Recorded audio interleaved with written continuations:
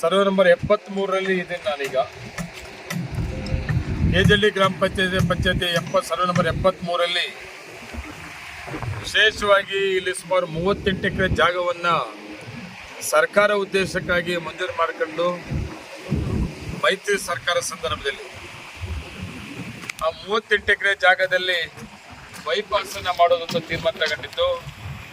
ಮತ್ತು ಜೊತೆಗೆ ಕಾಲೇಜಿಗೆ ನಾನು ಓದಿದ ಹೈಸ್ಕೂಲಲ್ಲಿ ಕಾಲೇಜಿಗೆ ಜಾಗ ಇರಲಿಲ್ಲ, ಅಲ್ಲಿ 7 ಎಕರೆ ಮಂಜೂರು ಮಾಡಿಸ್ಕೊಟ್ಟಿದ್ದು.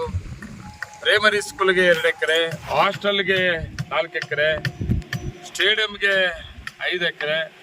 ವಿಶೇಷವಾಗಿ ಇಲ್ಲಿ ಐ.ಟಿ.ಐ ಕಾಲೇಜ್ ನಾವು ಈಗ ನೋಡ್ತಾ ಇದ್ದೀವಿ. ನಾವು ಐ.ಟಿ.ಐ ಕಾಲೇಜ್ ಸುಮಾರು 5 ಕೋಟಿಯಲ್ಲಿ ಈಗಾಗಲೇ ಪ್ರಾರಂಭ ಮಾಡಿದ್ವಿ. ಇದೆಲ್ಲ ಒಂದು 6 ತಿಂಗಳಲ್ಲಿ ಫೈನಲ್ಲು ಹ್ಯಾಂಡ್ ಓವರ್ ಮಾಡ್ತೀವಿ ಅಂತ ಕೂಡ ಹೇಳ್ತಾ ಇದ್ದಾರೆ.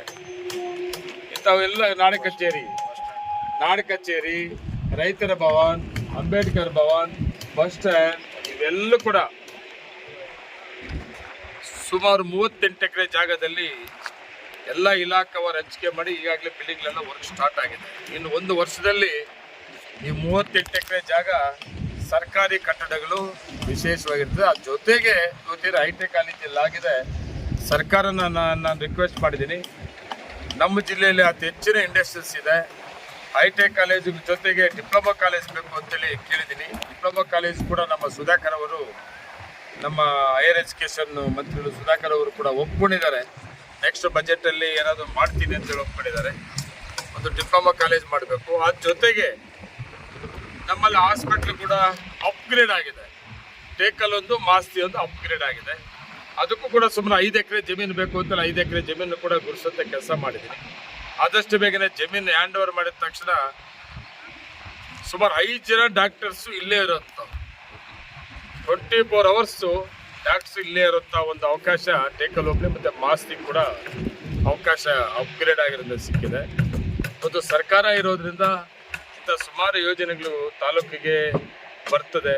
ನಾನು ಇವತ್ತು ನಮ್ಮ ಐ.ಟಿ.ಐ ಕಾಲೇಜ್ ನೋಡಬೇಕು ಅಂತೇಳಿ ವಿಸಿಟ್ ಮಾಡಿದ್ದೀನಿ. ಅದ್ರ ಜೊತೆಗೆ ಈ ಕಡೆ ಜಾಗ ಇದೆ. ಈ ಜಾಗ ಎಲ್ಲ ನಾವು ಈ ಲೆವೆಲ್ ಮಾಡೋದಕ್ಕೆ ಸುಮಾರು ದುಡ್ಡು ಖರ್ಚು ಮಾಡಿದ್ದೀನಿ. ನಾನು MLA ಗ್ರಾಂಟ್ ಎಲ್ಲ ಕೊಟ್ಟಿದ್ದೀನಿ ಲೆವೆಲ್ ಮಾಡಿಸೋದು.